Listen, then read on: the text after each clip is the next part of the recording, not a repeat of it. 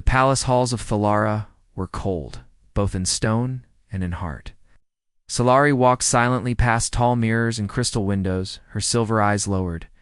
Behind her, laughter echoed from the great hall, not the kind that warmed a soul, but the kind that cut like sharp wind. She had once dreamed of being loved by her people, of ruling with kindness and reason. But every gathering reminded her that she was not like them. She was different, so different that the nobles whispered her name, like it was a curse. Lara was the only daughter of Emperor Vale and Empress Canary. To the outside world, she was a figure of power and grace, but inside the palace, behind closed doors, she was unwanted. Her soft voice, her curious mind, and her strange love for other cultures, especially humans, made her a target of mockery. She should have been born in a pet garden, one noble once said. All she does is dream and ask silly questions. Her suitors came and went. Tall warriors, cold diplomats, rich sons of great houses, they all looked at her with fake smiles. The moment she spoke about peace, art, or earth literature, they turned away, even laughed in her face. None ever stayed. None ever truly saw her. Tonight was no different. Another banquet, another set of fake smiles. Solari had worn her finest dress, woven from the silk of Selvan worms, shimmering with soft colors that changed with movement, but even that didn't help. One noble prince leaned close to her and whispered, "You're beautiful, princess, but your mind is. It's not suited for a queen." He chuckled and walked away before she could speak. That was the last drop. Lara didn't return to her chambers. Instead, she slipped through a side gate, wearing a dark cloak and a small mask. She moved quietly through the city streets, her heart pounding. She had no plan, no place to go. She only knew she couldn't stay. For hours, she walked. Markets, old towers, and sleeping gardens.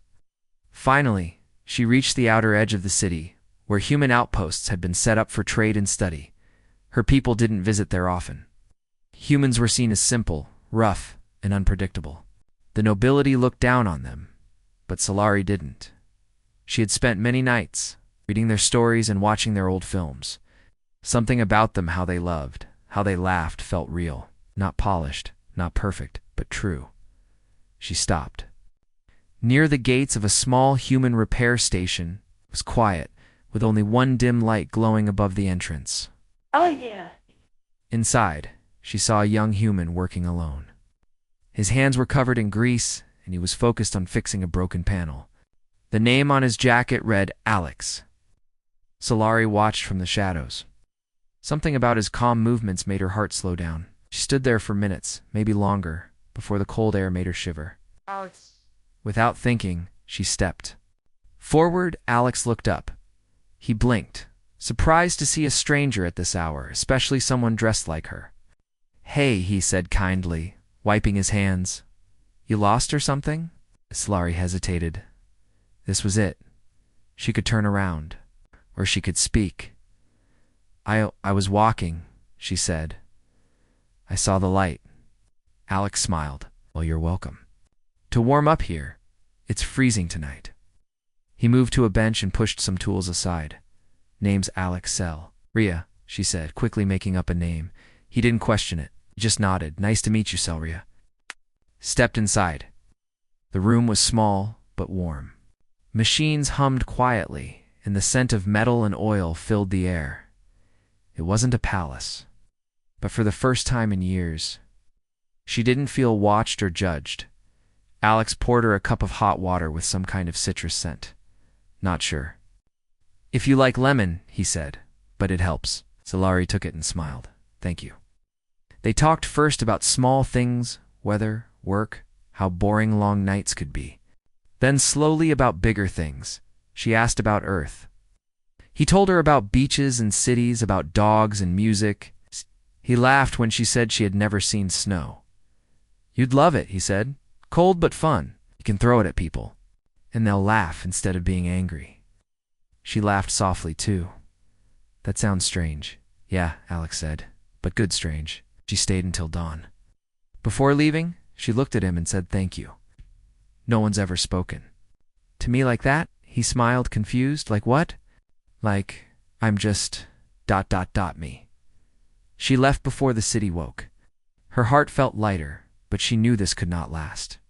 Still, she returned the next night, and the next night. Each night they talked. About everything and nothing. Alex never asked too many questions. He never pushed. She found herself telling him more than she had ever told anyone. Weeks passed. Back in the palace, her parents sent guards to search for her. They feared she had been taken, but deep inside they knew the truth. They just didn't understand why she would leave a life of jewels and titles for what? Dirty tools and human? Stories. Scifi didn't care. The first time in her life someone saw her not as a symbol or a failure but as a person. She didn't know how long this peace would last.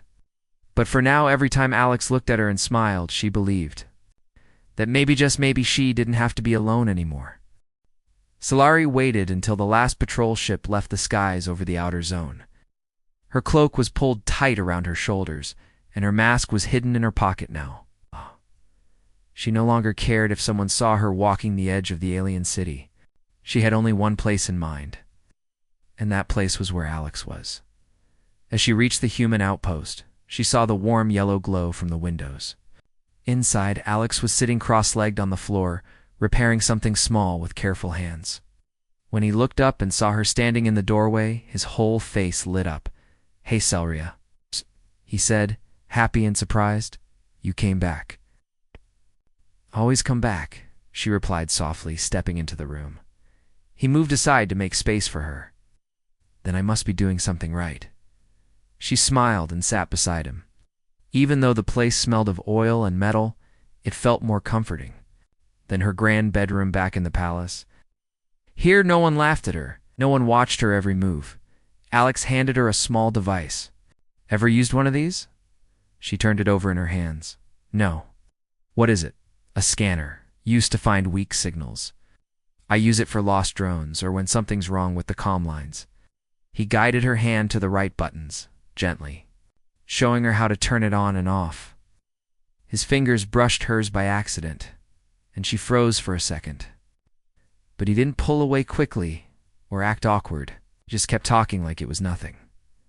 That small moment felt bigger than anything she had known. "You're really smart," Alex said after she caught on fast. "Are you some kind of science officer back home?" She hesitated. "No, not exactly." "Well, you should be."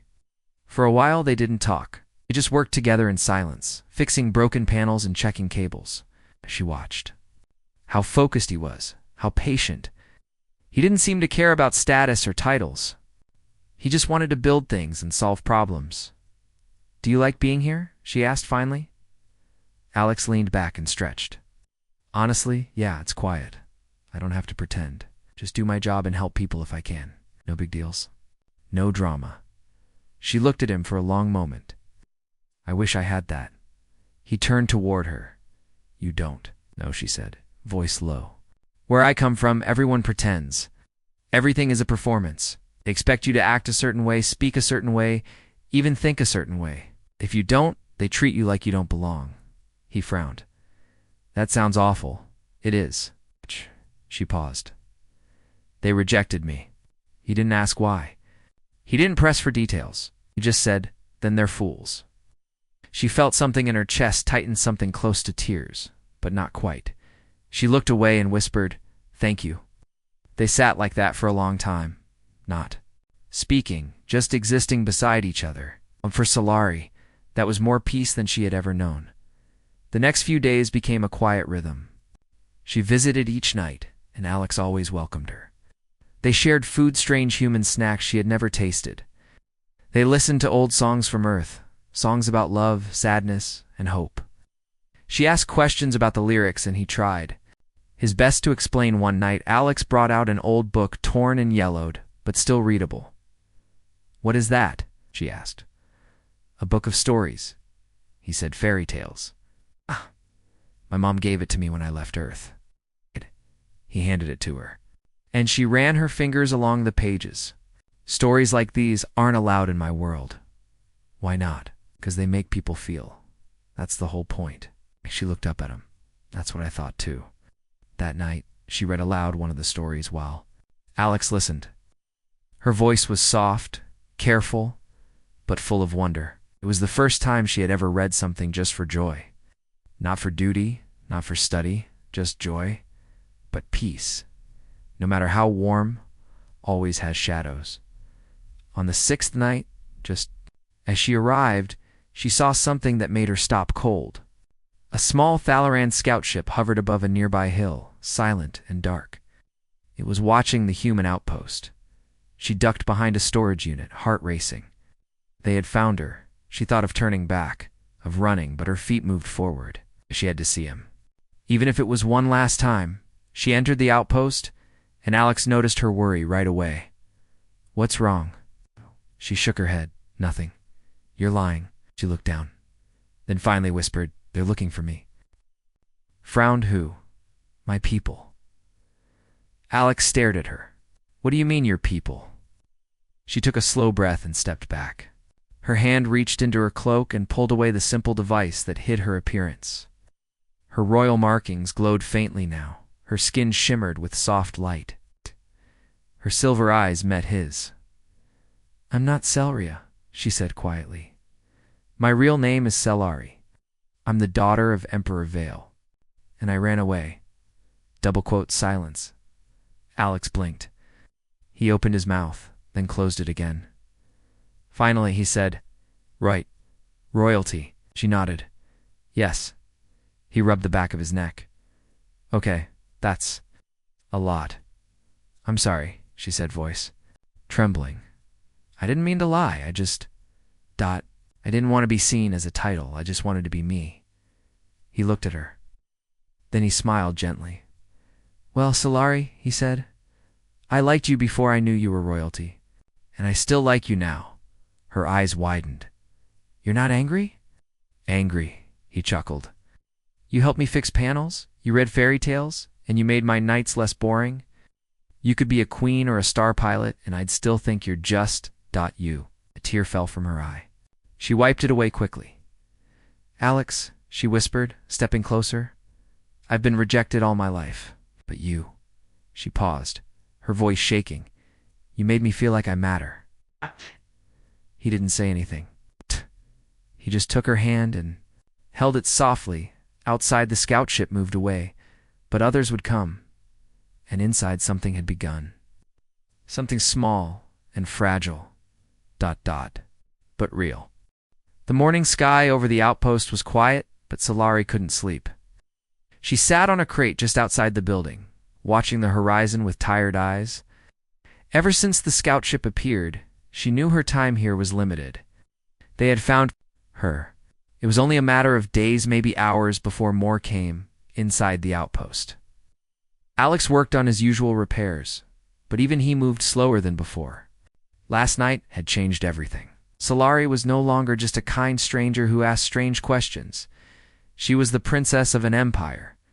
And now that he knew, everything felt... heavier. "You didn't eat anything?" Alex said as he stepped. Outside, holding a metal container, Slayer smiled weakly. "I'm not hungry." He sat beside her and placed the container down. "You've been quiet? I have a lot on my mind." Alex nodded. "Me too." They didn't speak for a while. The soft wind carried the sound of machines and distant birds. The silence wasn't uncomfortable, but it was full of thoughts. Finally, Alex asked, "Do you think they'll take you back?" "Yes," Solari said softly. "They'll force me." "What happens if you don't go?" "They'll punish. Me, or worse, punish someone else to make an example. They care more about honor than happiness."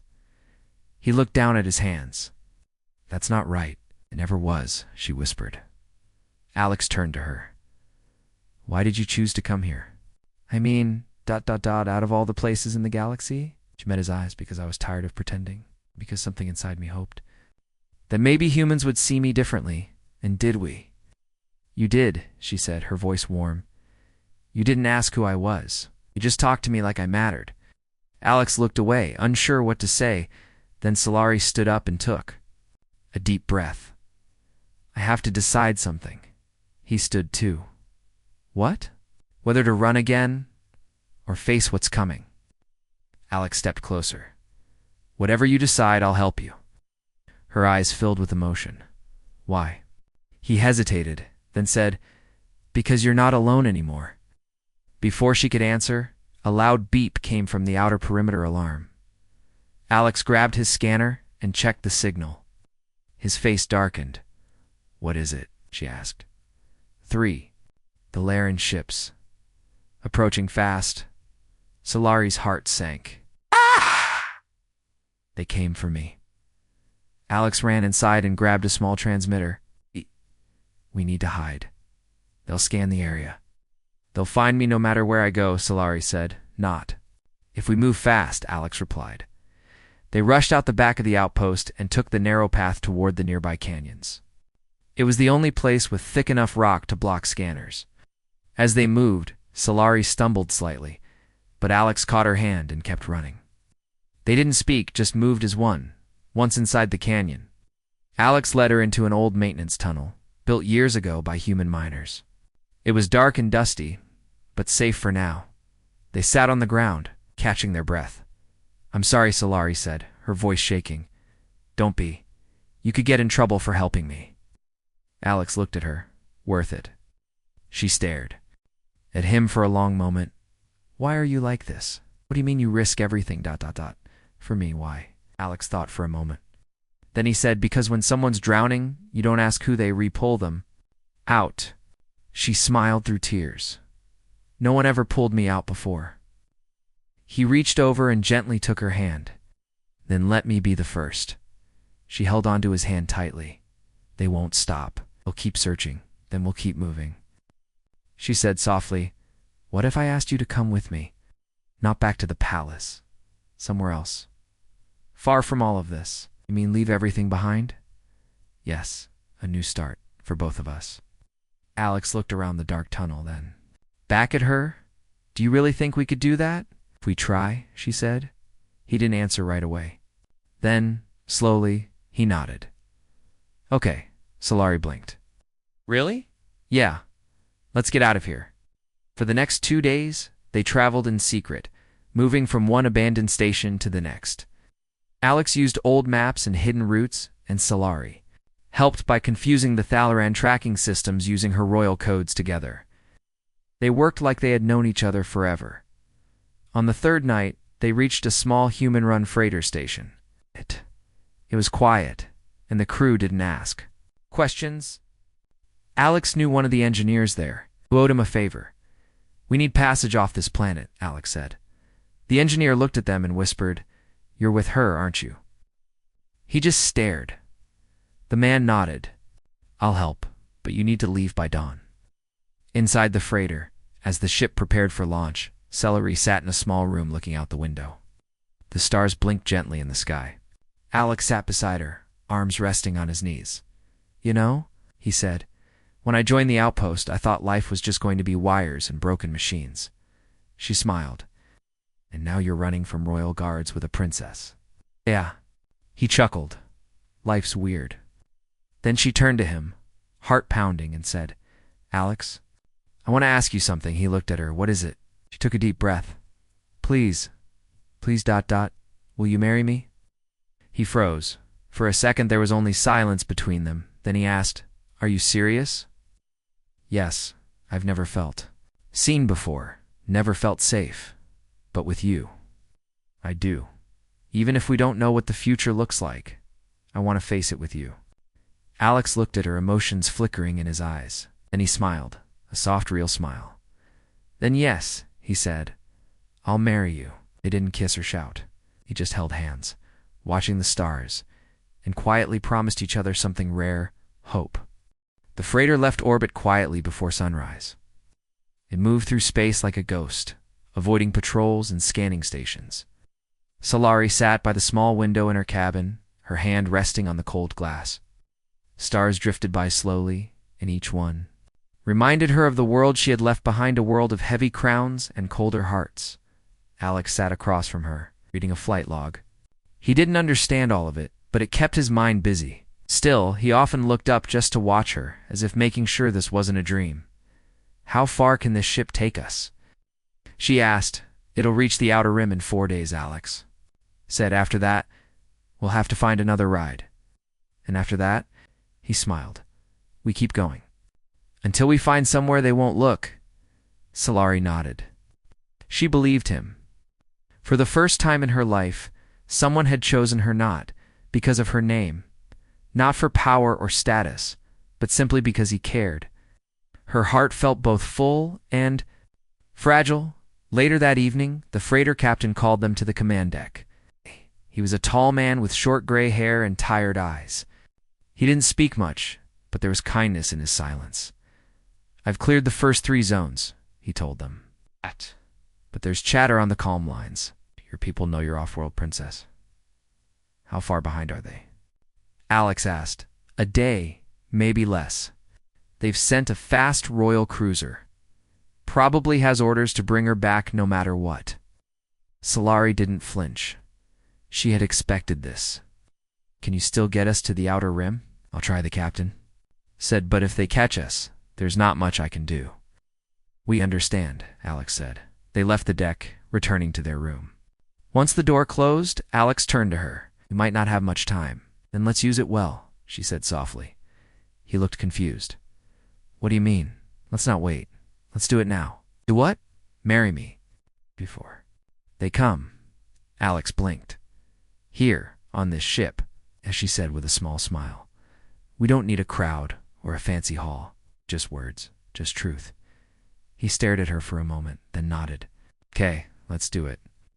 The next hour felt like something from a storybook. The ship's captain agreed to be their witness. He stood beside them in the small common room, with the soft hum of engines in the background. Sailorar wore a white cloak borrowed from the ship medic. Alex cleaned the oil from his hands and combed his hair with his fingers. They stood facing each other, close, nervous, but smiling. "I, Alex," he said, "choose you. Solari not because of who you're supposed to be, but because of who you are." "I, Solari," she replied, "choose you, Alex, not for protection or escape, but because you gave me something no one else did, a chance to be seen."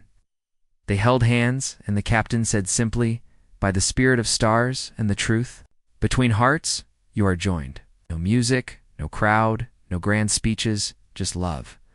But joy is never far from danger." A loud alarm broke the silence. Red lights flashed. The ship shook slightly. Alex grabbed the comm link. "What's happening?" Captain's voice came through, firm and quick. "They've found us. Thalaran cruiser, 3 minutes out. They're locking weapons." Solari's face turned pale. "We're not armed enough to fight a royal cruiser." "Then we run," Alex said. The crew jumped into action. The engines fired 2 full. The freighter dove into a narrow asteroid field. Nearby dangerous, but it might buy time. The cruiser followed, firing low-energy pulses. They weren't trying to destroy, just disable. Solari knew what that meant. They wanted her alive. In the chaos, Solari sat at the command console and typed rapidly, "I'm sending a fake signal trail, make them chase a ghost version of this ship." "You can do that?" the captain asked. "I'm still royal," she said. "I know how their trackers work." Minutes passed like hours. The ship spun through rock and dust. One engine was hit, but still working. The fake signal worked, and the cruiser slowed, unsure which path to follow. Finally, silence. They had escaped at least for now. Inside the command deck, the crew cheered quietly. Alex pulled Celery into a hug, and for the first time in days, she let herself relax, but it didn't last long.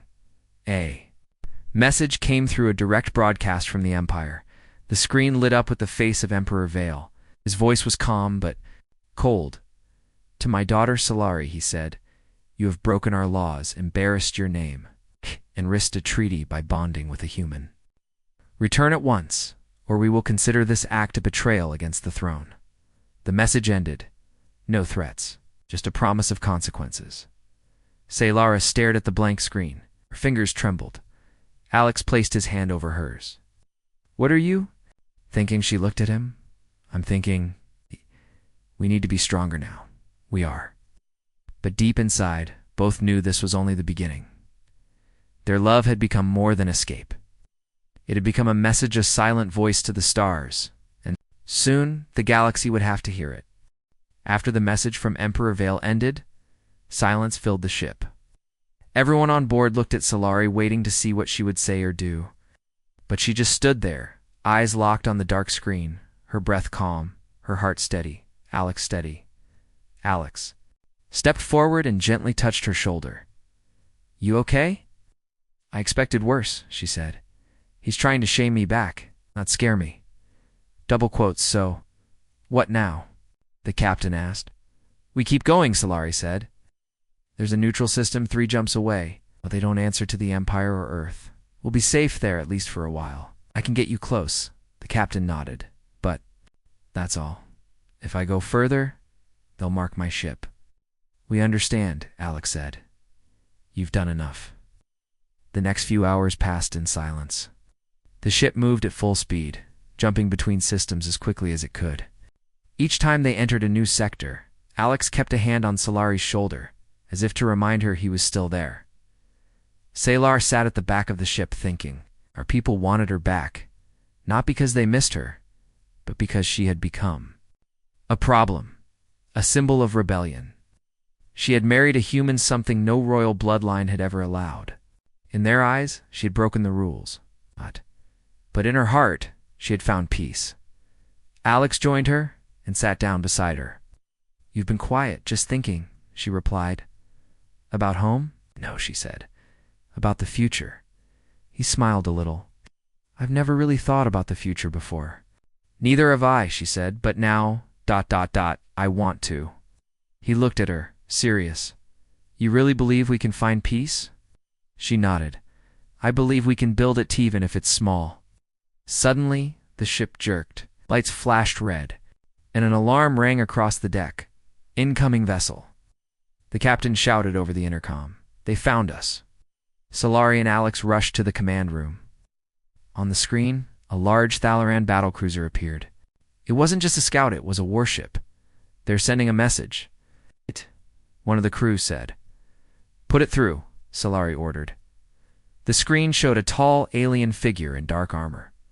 It was General River, one of her father's most trusted commanders. His face was sharp, his voice cold. "Princess Solari," he said, "you must surrender now. You have shamed the Empire and violated interstellar law. Your presence is required for royal correction." Alex stepped forward. "She's not going anywhere with you." Rivar's eyes narrowed. "You're the human. You will step aside." "No," Alex said. "Say layer." I spoke next. "I am not returning. I am not property. I have chosen a new path. You defy your bloodline." "No," she said firmly. "I honor it by being true." "Oh." River didn't reply. The message ended. Within seconds, the cruiser began charging its weapons.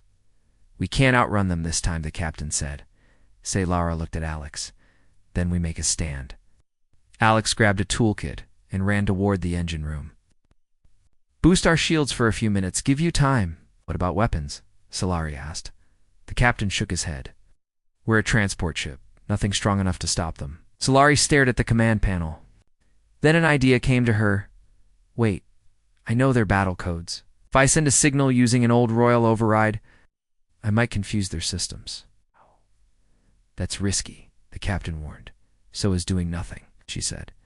Solara began typing fast, her fingers flying across the controls.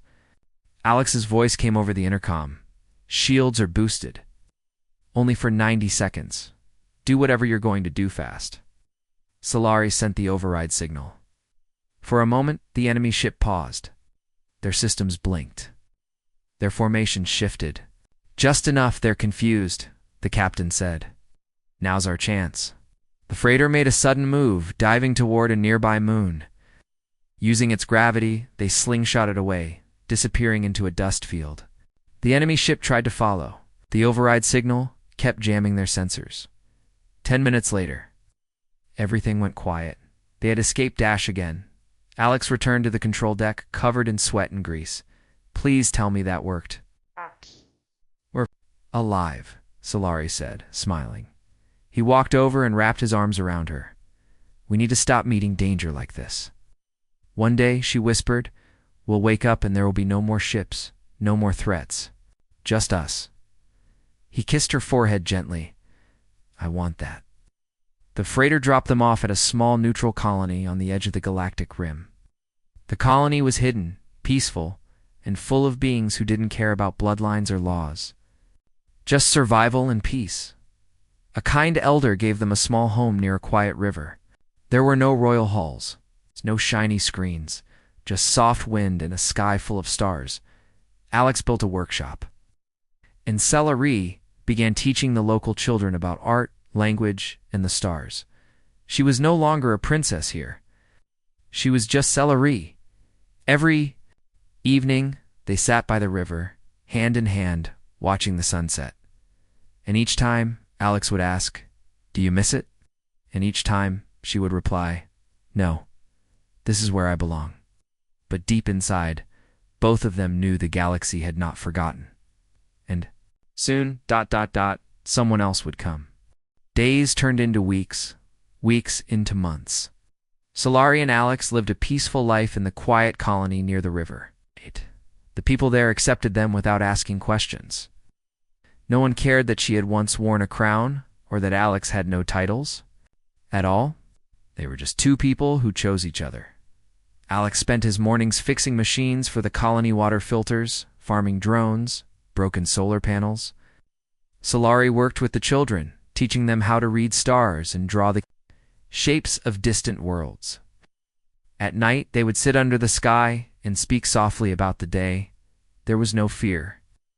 No palace rules, just love and stillness.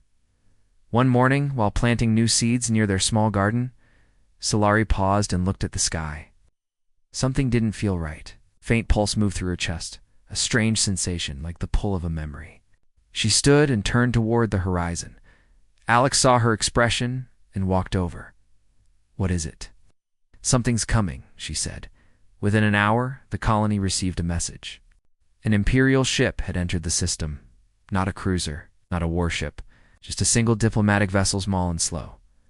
The colony leaders were nervous. "They're not allowed to send ships here," one elder said. "This is neutral ground." Out, baby. "They're not here for war," Alex said. "Say, Lara, I already knew the answer. They're here for me." The ship landed just beyond the outer fields. A single figure stepped out, all dressed in soft silver robes, not armor. It was Ambassador Nerian, one of the few in the Empire known for her calm voice and peaceful hands. She had once taught Solari when she was a child.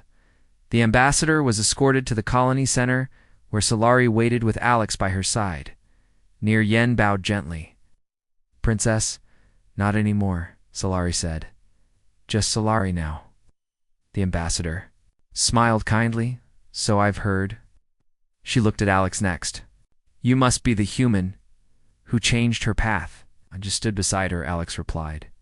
"She changed her own path." Nerian looked between them. "Your father has not sent warships. He has sent me.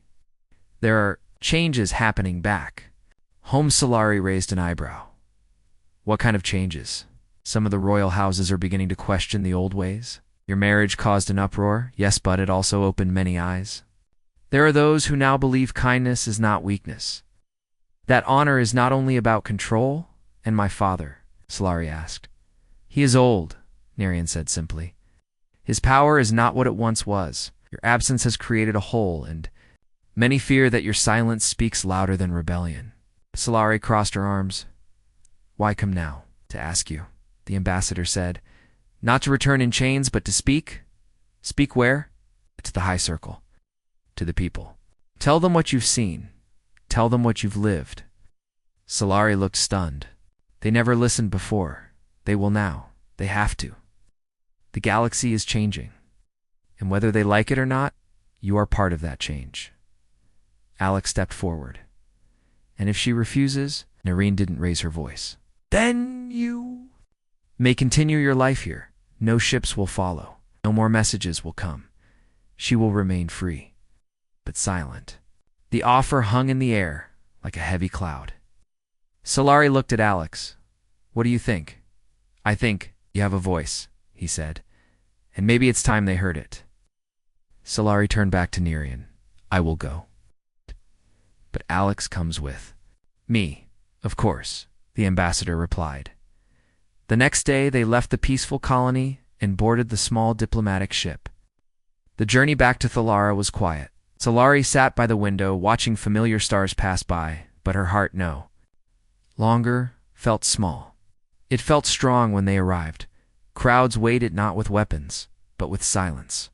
Some stared, others bowed. No one laughed. In the great hall she stood before the high circle. Her voice echoed through the chambers. She spoke not as a princess, not as a rebel, but as a person who had seen life beyond stone walls and silver. Crowns. I was told love is weakness, she said, but it gave me strength. I was told humans were lesser, she continued, but one of them treated me with more kindness than all your noble houses combined. I was told to follow tradition, she said, but tradition never saw me for who I truly was. I am not asking to return, she finished. I am asking you to open your eyes. When she was done, the chamber was quiet. No claps, no cheers. But no one interrupted her. No one ordered her out. And that silence meant something had changed. Days later, a message came from the Empire. Princess Celery's union is recognized. Her name will no longer be erased. Her choice will not be punished. She and Alex returned to the colony, not in hiding, but in peace. And one evening, as the stars filled the sky again, Solari leaned against Alex and said, "You remember when I asked you to marry me? How could I forget?" He smiled. "I didn't know then what would happen. I just knew I didn't want to be alone." "You never will be," he said. She took his hand and whispered, "Thank you for seeing me, ... when no one else did." And the stars, quiet and endless, watched over them, both two hearts from different worlds, now beating as one.